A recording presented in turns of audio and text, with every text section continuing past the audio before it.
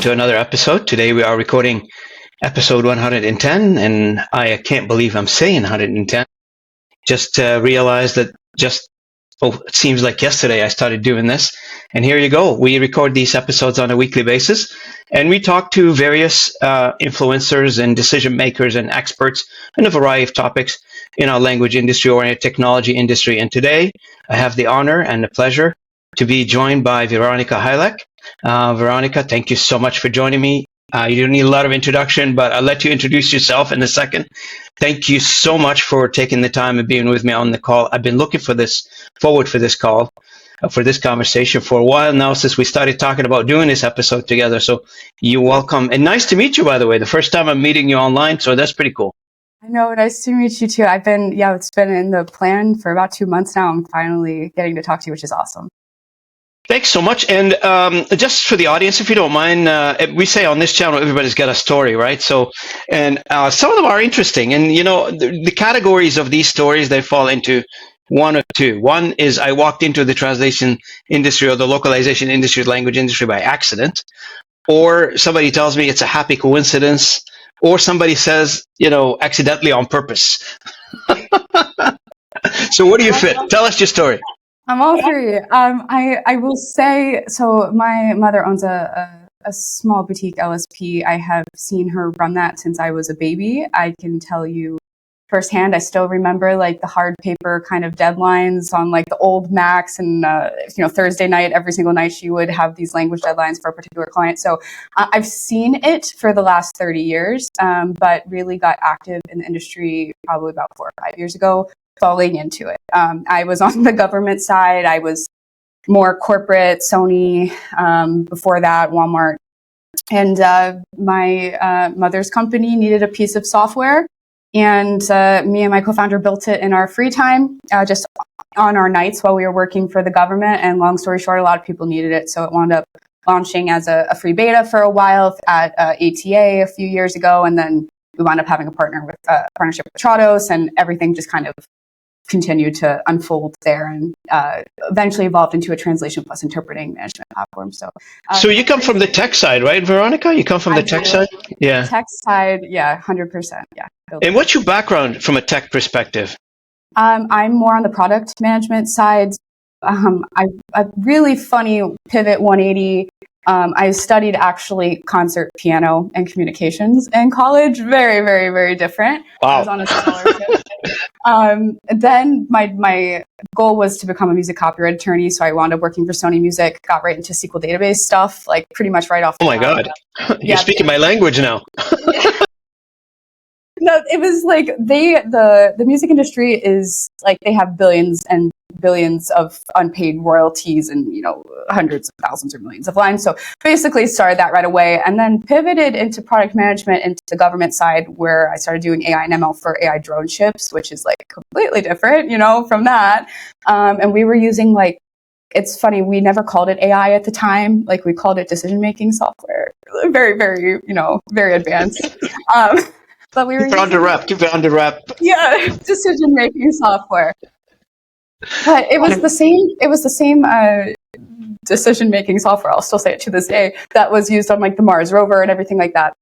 And then, had a startup and landed back into AI. Crazy kind of side, but I'm the person that figures out how to build something, what to build. And I'm really good at kind of communicating the technical terms in between the people that have no idea what tech means and the super technical people. So that's kind of where I fall. Well, you're the bridge between the wizards and the users. Pretty much. Which is very interesting because, I feel like there's always a gap between how complex the technology can be at some point. For those who not familiar with it, or they haven't used it before, they're not intimate with it, and the users who are going to be using it and try to distill that information into some usable format for those individuals. That's where the product comes along and says, okay, so somebody got to use this high-end technology. How do we make them use it? How do we make it use it? That's pretty much the question. It's actually a really hard job to do, because ultimately the product person needs to become a SME in a particular topic. They need to like really understand that end user. They have to figure out what's going to be sticky. And if we're going to like tie it into localization, you know, I'm seeing like a really big blend that localization is like not a siloed industry or workflow anymore. It's like becoming a product problem to get more users, to get more sales, to get more conversions. You know, companies are thinking about language access globally through that lens of that user trust, like not translation coverage. And so it's becoming like even more increasingly like a product problem, believe it or not, translation and localization from that. We moved away from, you know, being an afterthought. Now it's becoming more mainstream business, if you will. Yeah, no, I mean, if you think about it, I mean, I come from the startup world, the corporate side. When a product really wants to gain any sort of credibility or traction, what's like the first thing they start to think about is expanding to a new market. How are you going to do that? You know, localization.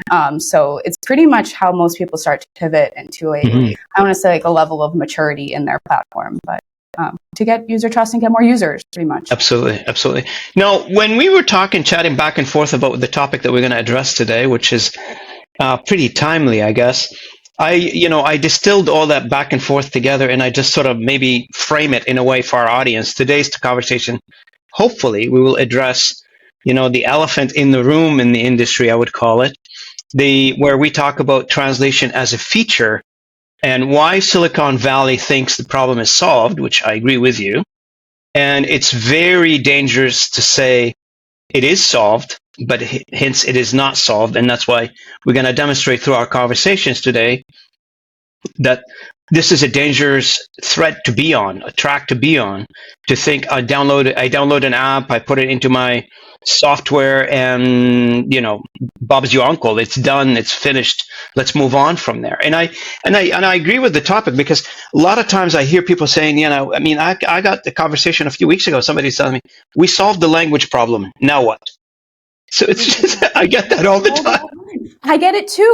It's crazy. Like these SF people, like, and my, you know, my brother actually owns like a YC backed startup. Like I'm like very much in that world. They think translation is a solved problem. And there's like LLMs were made for translation purposes. Like we have to understand that to a degree. Like there is a level of efficiency that is coming, but why do they think it's a solved problem? I have that question for you. I have a suspicion why I think it's a solved problem, but why do you think it's a solved problem? Well, for me, I mean, it comes down to two things, speed and cost. And, you know, people are afraid of and you know, let's do self-criticism a little bit on our industry a little bit. I always like to reflect back on my 25 years in this business.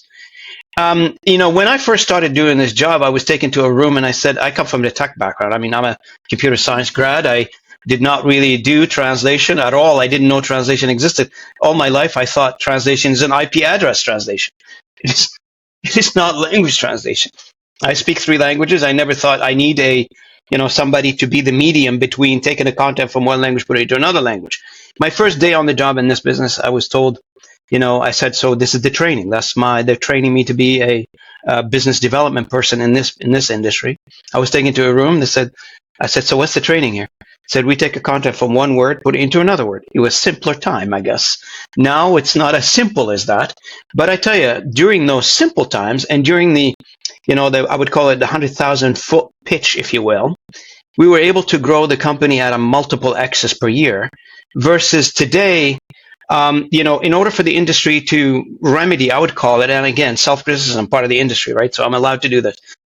To remedy the psychological issues that we probably have as an industry, we need somebody always, the insecurities, for instance, somebody patting us on the back saying, yeah, you did a good job, you're taking on like large projects and you're getting it done well. We perfected the art of complexity in our industry. So there are many from outside the industry looking in and say, wow, that's complex. How do I do this?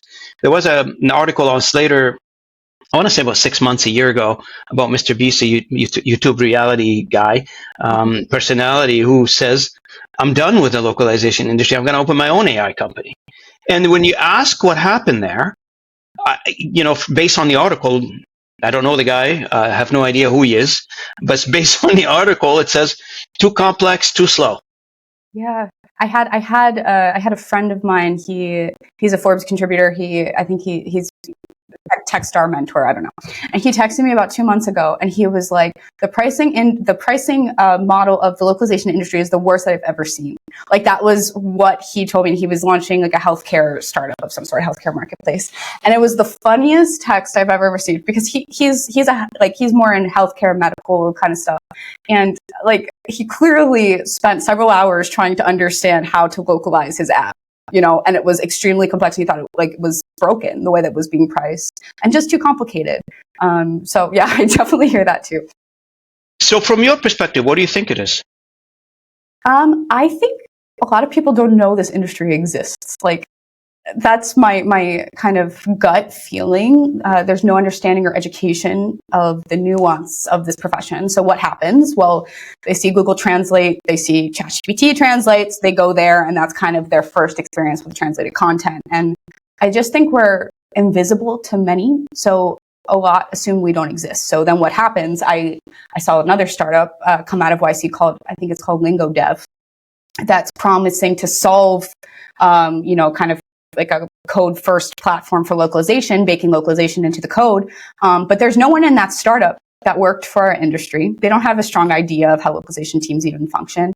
We even discussed it with a few of our members in the AI localization think tank, and they were missing basic features like terminology management. So how can, but still, they were the ones that got the backing, they got the funding, the TechCrunch article, they're in YC.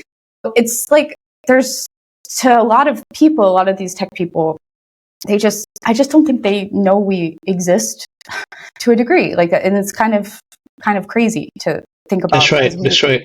We know. I mean, I look at content like severity risks, right? Like, you wouldn't use ChatGPT to help you do a surgery of somebody, like in a medical capacity, but there's not a basic understanding that maybe we shouldn't use ChatGPT interpreter translate to navigate this very sensitive police situation. You know what I mean? Like, there's just that kind of understanding's not there, which is crazy. And what do we do? What do we do? Like, what does Silicon Valley do when things don't go right? Like, what's the remedy there? I don't know what the remedy is. I do know every single time I have this conversation with, and you heard, we had the same sort of message that we hear as if this is a solved problem. I talked to them for about 4 minutes. I'm like, look, you have one mistranslated word. You didn't get this cultural nuance right. You're going to lose clients. You're going to have, you're going to have backlash. There's a lot of things. You're going to risk legal protection loss. And then they're asking me, okay, do you have, like, how do I find a language company, right? Like, it's just like a very basic level of understanding that they just don't have. So I don't want to say it's like education, but like, why are we not making it so clear that, like, yes, it does solve some content that can be auto-generated that has very low risk, like Instagram captions, but it's not solving a lot of issues that puts your company at risk and risks revenue. That understanding's not there. That's right. And the amount of content being created, I'm assuming, and that's what Silicon Valley has been trying to do, is that amount of content being created is overwhelmingly creating a delta between the human capacity of producing the content, or translating the content in this case, versus what the content is being created, like the voluminous amount of it is being created for, and the speed to market and all these factors, which requires people to look for alternatives. And back, you mentioned it earlier, like, categorizing your content, high stake, low stake, medium stake, and then you apply what's needed there. But back to the notion that the problem is solved, it's far from being solved. There's, the internet is flooded with instances where Instagram, for instance, using an auto-generated translation, called some president in some Asian country, very bad name, and put everybody at an embarrassing situation. So there is a lot of those things happening.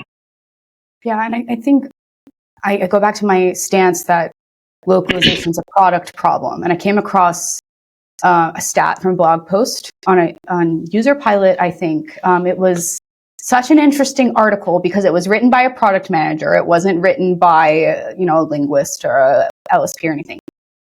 Excuse me. And it said something like 52% of users have uninstalled apps due to poor localization. Like 52%.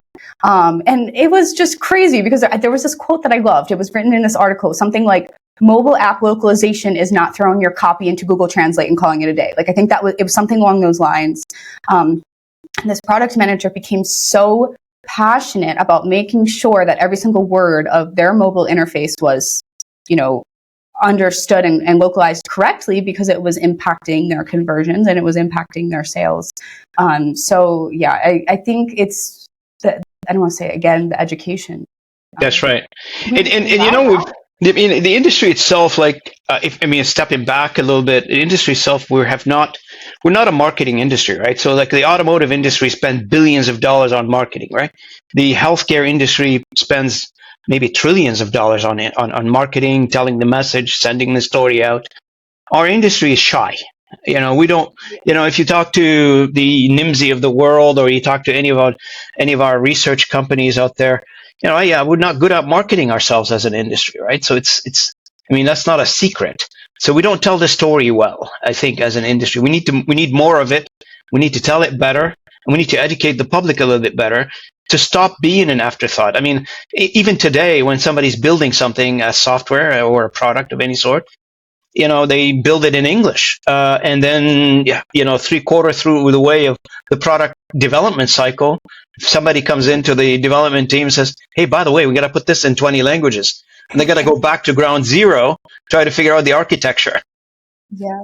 No, it's definitely crazy. I mean, I don't know that I hate sales. I hate marketing. People think I'm very outgoing and stuff. It's really funny. I'm really quiet, actually. I get nervous. Well, you don't come across that. I know. I told you backstage, I was so nervous. I hope I don't say something wrong and get something thrown at me. But you have to be, especially translation volume is going up or down depending on who you ask, of course, right. Looking at different metrics. But, in order to survive this next wave, you're going to have to educate your end client. You're going to have to tell them why you're indispensable. And that is completely normal and fine. Every industry is dealing with that pressure right now. I saw a quote from the Shopify CEO that said, no more new hires until you can prove that this job can't be done by AI. This is just, nothing to do with translation. I think people are taking it personally. It's not personal. Everyone's being impacted. So we have to get better at just communicating. And that's the same CEO who terminated all the localization teams. Did they? Oh, really? Yep. Well, I mean, not all of them, probably 90% of them. Maybe they kept maybe one or two internally, but yeah. It's so funny. Boostlingo. Did you see not Boostlingo? Sorry, Duolingo. Their CEO had a huge backlash a few weeks ago by basically kind of insinuating that they were going to try to go all AI with their employees, and everybody started freaking out. And he came back and retracted, and he was like, "Oh, that was not my intention. We won't use AI to replace people." And all I could think about in my head was, well, you did a year ago with your linguists. I remember the article from a year ago. Duolingo was a language app and he got rid of them. So I'm okay, this is such BS, excuse my French, but it was just so funny because there people were talking about, oh, he's retracting. I'm like, well, he's also lying because he already did that. So yeah, it's I love this conversation. You know what? Nobody came to this channel to have this level of openness with this conversation. I'm enjoying it 100%. You are going to be a regular guest on this channel. Hey, by the way, you're a podcaster yourself too, by the way. I hear you have Hey AI, aren't you?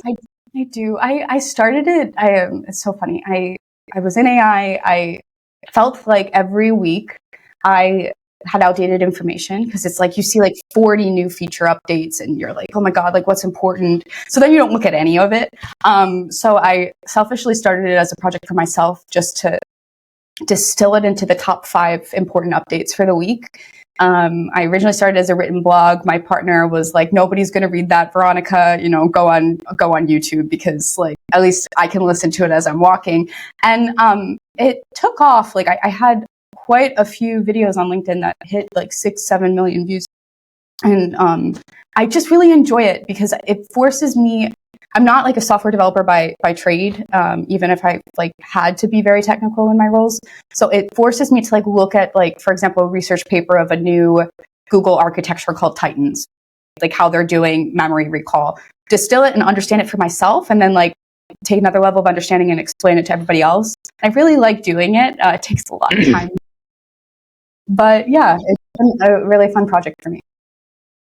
Now, going back to the Silicon Valley issue, what are we going to do with those tech guys that they think the problem is solved? Well, we could let them bite themselves in the butt and, have a huge cultural blip that affects their, sales. No, I'm just joking. I keep saying that word educate, but that is what marketing is. That's what sales is. We got to be doing a better job of marketing our value. And to me, we talked about those kind of content tiers. Like even the human translator, for example, they feel threatened by AI. I know a lot of people, like I'm very much in the middle between the ATA traditional linguist side, like the enterprise side, and understanding like how the tech's being built, like a level of automation is to be expected. To me, like it's very clear where these human linguists are going to sit on like what type of content, like where you're going to need cultural nuance, where it's going to be a high stake environment, where you want to make sure that you're not going to, lose legal protection on a patent, for example. And clients need to understand that to a degree that, it seems like even in our own industry, we're struggling to understand that. So make expectations very clear. Do you think our industry should push back? Push back on what? On the idea that the problem is solved and contest it? 100%. I mean, this is. And how do you think we should do that? I don't know. I mean, I have conversations with these people, and it becomes clear after 4 or 5 minutes. But how do we do that on an industry-wide level? I mean, I guess you could start with case studies, but I don't know how to make that message so clear. I don't know. I think, like, for example, I'm just showing you like a marketing example. Interpreters and translators seem very out of reach for people, for a lot of individuals. And I saw Boost Lingo recently started to call their mobile app or something Uber for interpreters or something like that. And it was very subtle, right? Like Uber for interpreters, but it was very understandable that, okay, when I need an interpreter, I go to the app and I get it like that, right? So how do we kind of communicate that level of complexity onto the content level side? I don't know. I guess that's a topic for every corporation to go through. I know, but I mean, on the product side, right? Product development side, there must be a mindset in the tech companies where they get to the products itself, and they come into that localization question mark or roundabout, traffic roundabout. And like in Canada, we get confused at roundabout. We don't know how to handle them. It's not built for Canada, I guess. And they get to the localization discussion in the product development lifecycle. I say, okay, this is confusing. I like to simplify it. And it comes back to simplification. Like, are we not, as an industry, simplifying enough for these products, or making it convenient enough for those product developers to think, okay, API versus simple process, which one do I want? This one is guaranteed, this one is not guaranteed. Well, so let's start with, step one, make ourselves super accessible, because they really don't know that that's an option, I find most of the time. Like they don't. But from like a product perspective, do you want more money? Do you want more users? Do you want your product to be sticky? Do you want, your user to feel heard and understood, like not just like seen, empty words that you kind of understand what's saying? Do you want that, or do you want like your experience to be, junk? Like, because I go back to that blog post and that stat, 52% of them uninstalling because it's poorly localized. That's over 50%. That's huge. That's huge. So, right. Yeah. So your app's not gonna be able to grow, I guess, is really. And nobody develop any software nowadays just for the English speaking world or whatever local country you're in, French, whatever, Italian. Most people want to develop these apps to be used globally, worldwide. And in order for you to do that, then that means the local audience whatever they happen to be, they need to understand what you're trying to do.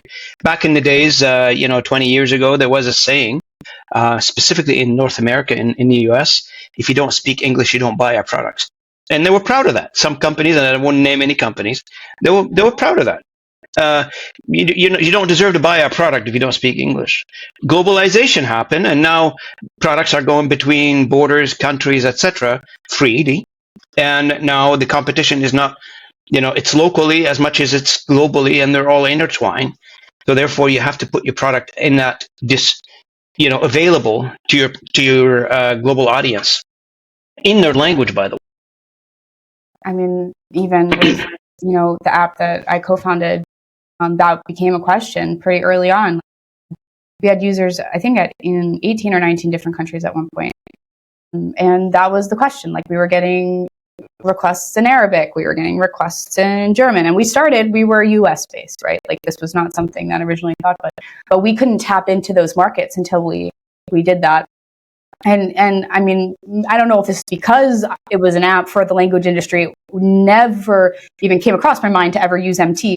But people, the users of that platform, of our platform, really cared about it so much that we got feature requests to be able to white label it themselves. Like they like, for their companies, they wanted to ensure that the translation was so perfect that they wanted, and it was just ridiculous to provide that as a feature. We didn't. That's right. But still, it just shows how important it was for their users to feel like it was very well localized in order to retain the client. So one of the things that we keep talking about on the tech side in our industry is the phase that we're in right now. Nobody can disagree that technology is changing, and this technology that we're living in is different than the rest of the ages that I've seen. This one is evolving rapidly. It's learning on its own. It doesn't wait for a developer to do something. Some tweaks, of course, the developer is still involved. But in general, technology itself, it's evolving, it's learning. Like, I'm talking about artificial intelligence. So there was a general sense. I know. I should probably give it away, did I? I should have labeled it. That was part of the joke. So I don't know. I know. What is that? Yeah, of course. So one of the things that we're talking about here in where we are right now, in the stage we are in, is the phase of trust. So can you assess that for us? Where do you think we are right now in terms of how much are we trusting the technology, and maybe vice versa? Maybe is the technology assessing how much they can trust us? Are we? I'll start with that answer with experience I had with ChatGPT actually yesterday. I experienced a data bleed where I uploaded a screenshot asking it to explain this first notification to me from my phone.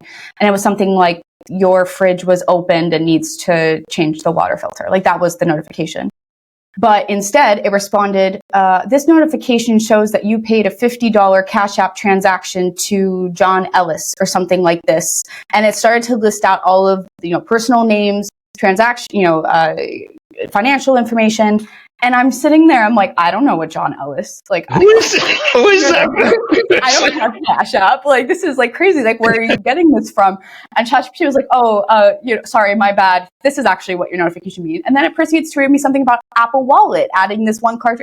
So I'm like, this is nothing at all. So I to answer your story answer your question very bluntly, I study AI. I've been in AI, those decision-making software systems, for a good amount of time.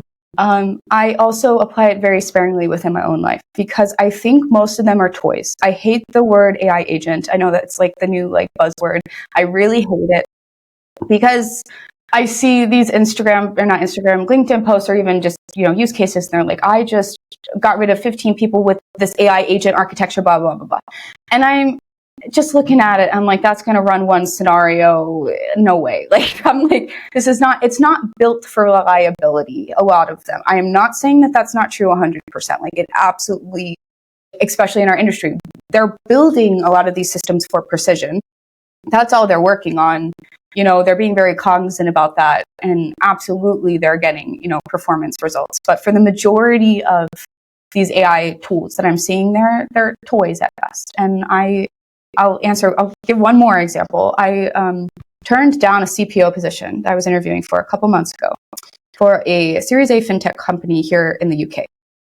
And in the final round, I was talking to their chief AI scientist, and she asked me point blank in, this interview, being backed by two of the largest banks in the UK, we're building this model, but we don't know what to use it for. What would you use it for? And So why are you building the model? I'm like, first of all, how can I possibly answer that without knowing what you illuminated, what data you're training on, like all these things. But they had funding, and they clearly were getting pressured by these big companies to come up with something that wasn't a toy anymore. And they don't even know what use case they're working towards. And I think that's the majority of, like, 90% of these AI apps are like, let's throw something at the wall and see if something sticks. And some of them will stick, like Robin, like, please don't get me wrong, but like, no, like most of them are junk, in my opinion. That's very honest. I love that. You know what? I have a sense that this is happening because if you look at most publicly traded company, and that's public information, you can check it out, that the stock price of those publicly traded companies is directly connected to their cost and efficiency in their organizations. And they're using AI to hedge against their costs. So these applications are directly trying to drive the cost down, but it goes to the middle management or somebody in high level even, and they say, okay, we deploy AI, and everybody's saying, well, what do you want me to do? Back to the throw mud on the wall and see what sticks. Let me come up with 20 ideas and see if one of them would stick. It is. Well, that comes from, like, again, it's funny from an education perspective, right? Like a lot of these decision makers at the top don't understand what AI can and can't do. So let's start there. I remember when ChatGPT like really first hit, I consulted a lot on building software systems, especially.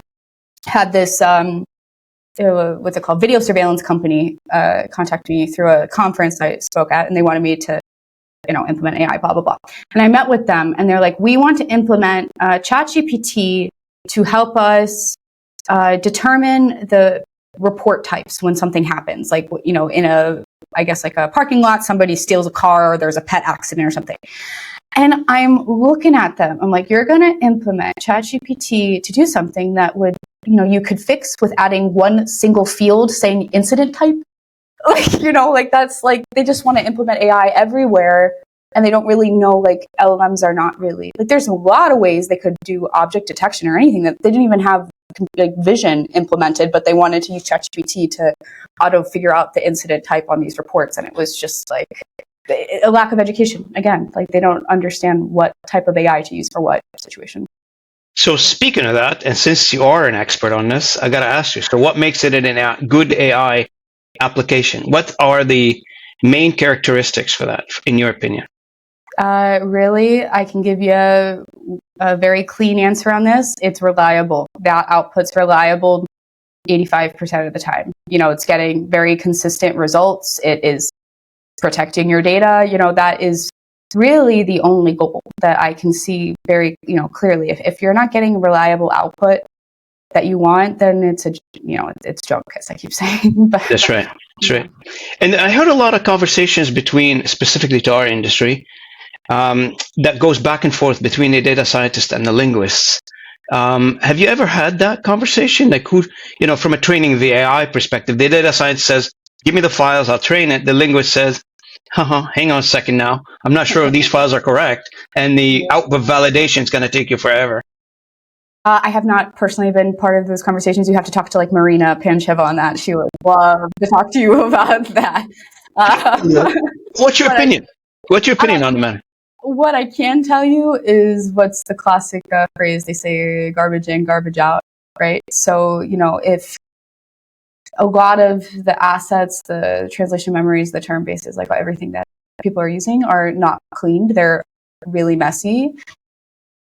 There are no really good tools to automate that process, but like cleaning your data is like step one to improve. Yeah, and that's, I guess the linguists, clearly are showing that, but the data scientists are not understanding that the data is not clean, right? Which is crazy to think about.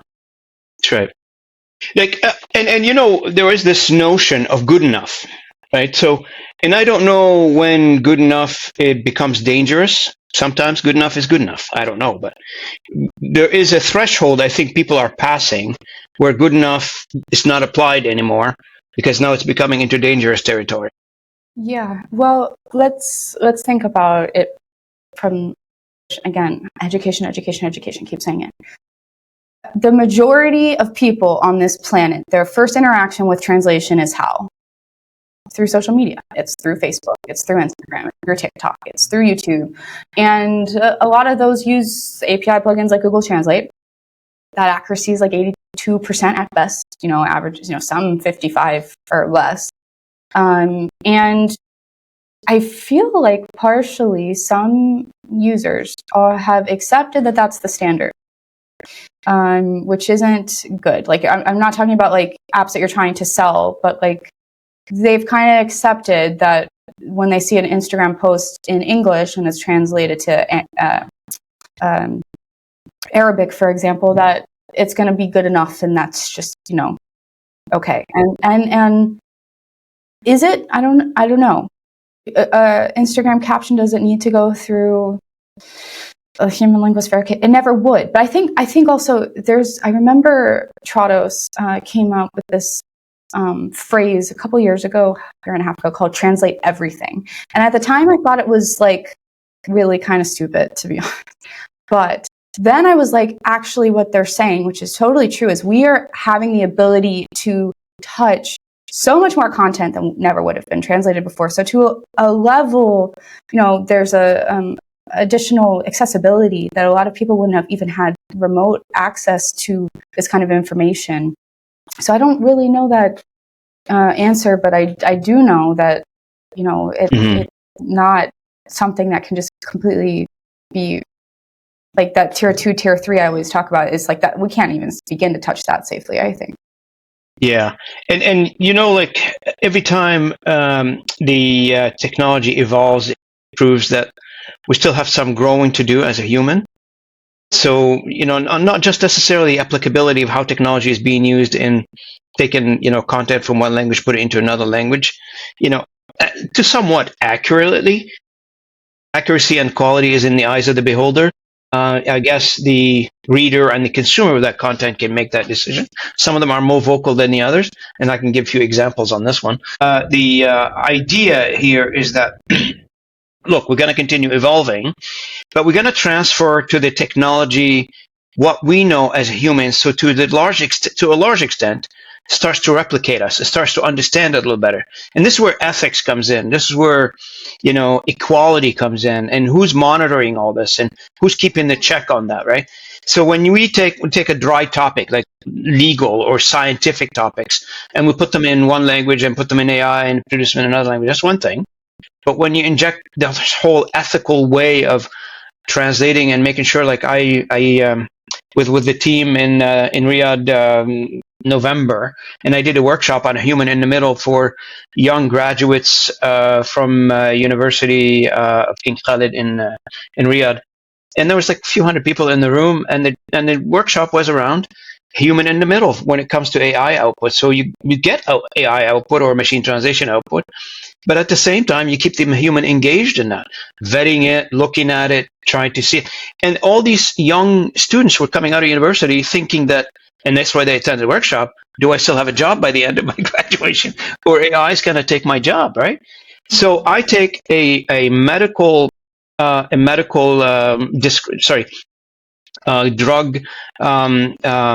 repercussion. So if you take the drug, what happened, and how to take the drug, instruction how to take the drug.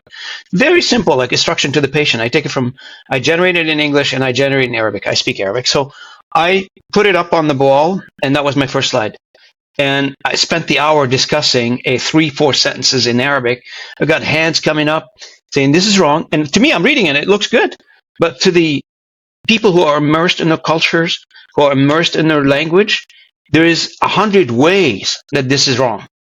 But for me, who is distant from the language, I have not been in the Middle East for about 40 years, not close to it. They are. And they found it, oh my God, they were chunking it, piecing it together. it goes to show to some people like me who are, superficial consumer of the Arabic language. Okay, so that was understood. That's fine. For them who are embedded in the language, hell no, it's not acceptable. And I guess goes back to the question you were kind of just asking: who is responsible for that? Like, what if somebody took that, medical disclaimer in Arabic and it didn't tell them that they could die potentially if they had a heart condition, for example, properly? I have an answer. Who I think is responsible? Who do you think is responsible? I personally, everybody who touched that content is responsible ultimately.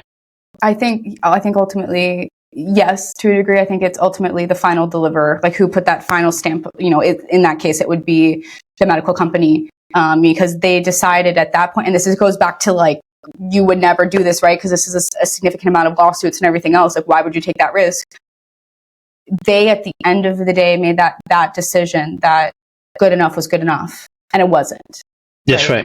So, and it's very funny, like, to me, to be talking about this, to be honest with you. Here's why. Because if you ask any tech company, any company in the world, it doesn't matter what sector they're in, ask them the question, how much does the localization cost you in total of spend? Like, what percentage of localization is your total spend? I can bet you, I can venture to guess, but I'm betting, because I've talked to a few of them, that it would be below not even 2% of their total spend. They buy more pencils versus how much they pay for localization. And meanwhile, we're having so much conversation about localization. It's not even... It's true. It's the software to implement. I mean, the software is where the real money comes, and of course. But it is true, like, to actually localize it at the end of the day, is minimal compared to that. And then again, how much risk you're avoiding, how many potential customers you may gain. I kind of look at it similarly to UX UI improvements. A lot of times I love, this is going back to me being like a product nerd, but like, there's this Apple Human Interface Guidelines, the HIG or something like that, around those. But basically, from 1984, I found this book in a random pile of junk outside somewhere that somebody was throwing out. And it basically said that humans need to feel in control of the interface, not the other way around. And a lot of research has supported that like when you're like design first, your return on investment is 30, 40, 50%. But the last 20 years, software development's really focused on functionality. Like, they don't really care about the end user. A lot of times it's just, can they do this function or not? And now people are starting to realize that's not good enough anymore. Like, you can't have these 15-year-old clunky systems. It needs to feel really light. And I feel like localization is like really the same deal. Like, you're investing a little bit up front for a big ROI. I'm enjoying this conversation. I tell you, I can talk to you for hours. Literally, I enjoy, like, I love this. I don't know how many people know, but I write my own software for my own use. I do. I code Python. I do integration with OpenAI and do all that stuff. I just play with it on the weekend. But I enjoy it. And this conversation is just like nostalgia for me, but that's okay. What's your favorite thing that you've built recently? Or I guess, like, what's the favorite thing? What is, like, okay, it doesn't have to be something that you've built, but like, what is something that you've like wanted to build, I guess, recently? Or like, what's been your favorite? So I built one recently, and I'm thinking about productizing it. It's a social media platform, and where it communicates with X at this point, but I can make it communicate with other profiles. So on X right now, so it's connected to OpenAI, and it mimics a human behavior completely.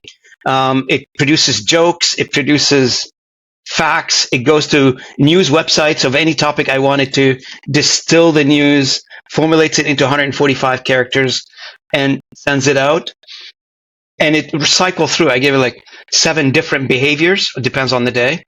And it takes in consideration like the 500 posts per month and reverse engineer the number of posts that you can put out per day. That's amazing. It sends it randomizes the sense, so it doesn't, the other systems on the other, my background is telecom too. So the servers on the other side doesn't detect a single pattern. There's no single pattern. You really thought this through, man. Yeah. It's funny. I think we won't be working on different things, but I'm sunsetting my current startup just because it's a long story, but just not really fell into it. It's not really what I want to be doing anymore. But I've recently toiled with the fact of coming up with a social media killer, like how to destroy social media. I'm calling it Alt F4, basically all Windows. I've been working on that for a few months just for fun because I actually really hate social media. I'm like a person that I need to turn off my phone for days on end. And it's funny. So we might be competitors if I decide to go that. It's a great idea. I really like that. Social media sometimes is too much cloudy, I guess. I think it's stealing our lives. That's a conversation for another day, of course. But yeah. I'd like to do a podcast on that one. Absolutely. My last question for you, if you don't mind, if you had a magic wand to wave, and you're exposed to every technology, you're elbow deep in AI and the rest of the other technology, as a product leader, and you want the people to understand one thing about the current technology right now. What would you tell them to understand? What would you tell them to resonate after this conversation? AI? Mm-hmm. I think the biggest thing would be the impact to human thought that people are not really realizing is a risk. We are starting to default critically thinking ourselves through problems to an AI chatbot, a machine that's always on. And I don't think we fully understand the impact of that yet. So to be cautious is my magic wand that I would say, because I see posts of parents saying my 8-year-old is going to be using ChatGPT, blah, blah, blah. And I'm like, this is not good, right? Because they're running it through with math problems, 2 + 2 = 4. They're not thinking about it. But say ChatGPT says 5, they're not questioning it. There's just, I think there's a really a strong risk to human thought, originality, and just problem solving. So yeah, embrace it, but embrace it cautiously. That's what you're saying. Just know what you're trying to commit to, basically, when you select these technologies. Yeah. No, I really appreciate it, Veronica. It's an awesome to have you with me today. I really appreciate it. What do you think of the conversation? So much fun. I really like it. Just for everyone else's context, Robin gave me no blueprint. I had no idea what I'm walking into here. That's right. But I really enjoy it. And I think these kinds of conversations, the most natural thought comes. I know this is the first time I really met you. I tend to be relatively unfiltered, for better or for worse. So hopefully that's the best way to have it. No, but unfiltered, unbiased, unscripted. I think it's my Slavic side. It's just there's no time for BS. You cut it through. And, right. Cut through the noise. Yeah, that's why I started the blog. So it was wonderful to meet you, Rob, and thank you so much for having me. Wonderful to meet you as well, Veronica. Thank you so much for joining me. I really appreciate it. And for our audience, thank you for listening in for our podcast. Thank you for listening in for the episode 110. And again, I just want to remind everybody that's a personal initiative that I started a few years ago. It is not supported by anybody. Our tagline is unfiltered, unscripted, unbiased, and we're not supported by anybody. So all we ask in return is share, and distribute the content to your network. I really appreciate your support. Thanks again, and I will see you on the other side. And Veronica, don't hang up. Stick around for a second. Ciao, ciao.